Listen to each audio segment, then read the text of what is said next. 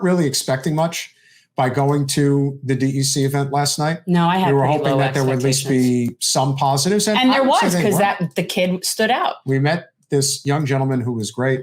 We have some friends in the room, but we have a lot of secret friends in the room. I also want to give a shout out. He is subscribed to the show now.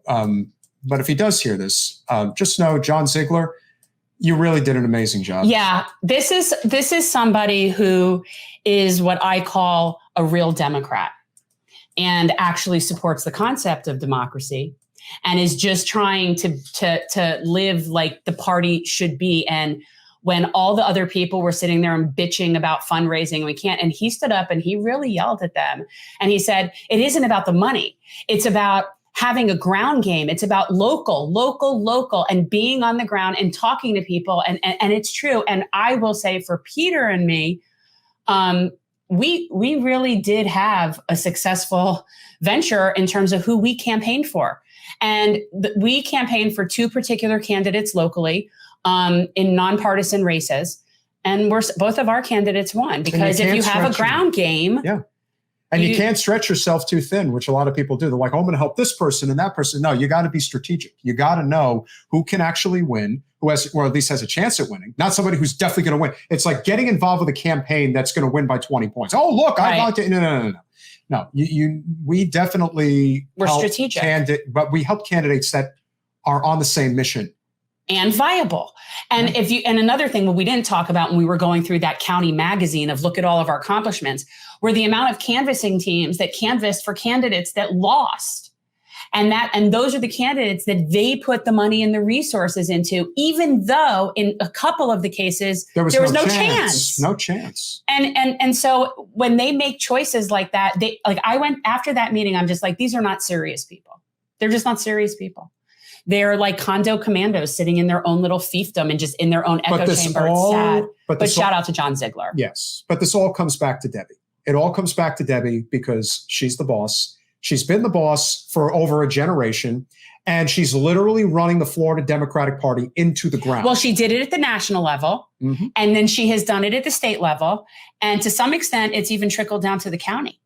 Like, she's really done a number on the party, and yet they meet and they don't even discuss this. Like, they don't discuss, they all want to blame the chairman. But again, the chairman is only there because of Debbie and Michael Bloomberg. That's why. Michael Bloomberg bought our party. Yeah. It was for sale. This is what I think. This is what's so fascinating to me. When the treasurer was reading the report and the treasurer, by the way, shout out to Andy Mattis, because he's a really good guy. Awesome guy. And he's a labor guy. And so he's definitely somebody that we like a lot. With the rare exception of pretty much Dan Reynolds, with the rare exception, there's a lot of good labor for sure minded people here in Broward. Yeah. Their hands are tied. But this is what I was thinking when he was reading the treasurer's report and we're listening to their money. And I'm thinking, we raised more money than that in a month than they raised all year when we were making money on our campaign. And I'm thinking, they're sitting there saying that they can't raise money. They can't raise money. Here's why. And this is something that I want to say to, especially because Lourdes was talking about the importance of fundraising. You got to raise money.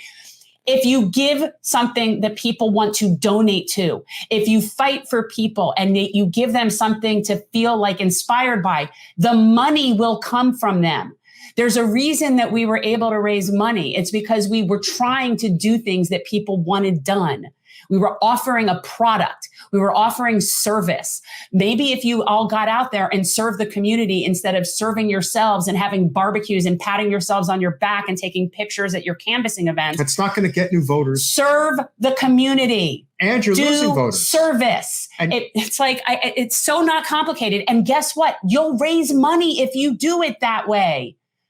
Good God. And it's like, the fact that we were able to outraise them, it's not even hard. It's not even hard. And they act like we just don't have the money and we got to run it back because you suck. Nobody wants to give money to that. God damn it. So yeah, you rely on a handful of wealthy people like Michael Bloomberg, and you have your treasurer having to go beg unions to get enough money to keep you afloat for the next few months because you can't get donations from people because you have nothing that anybody wants to support. That's why. And you can't put enough lipstick on that pig. You need new blood. Big time. Thanks for watching. If you want to support our mission to transform politics into service, please like this video, subscribe, follow us on social media, and consider joining our Patreon, where you'll get early access to our interviews as well as other exclusive content. Links are in the description. Peace out.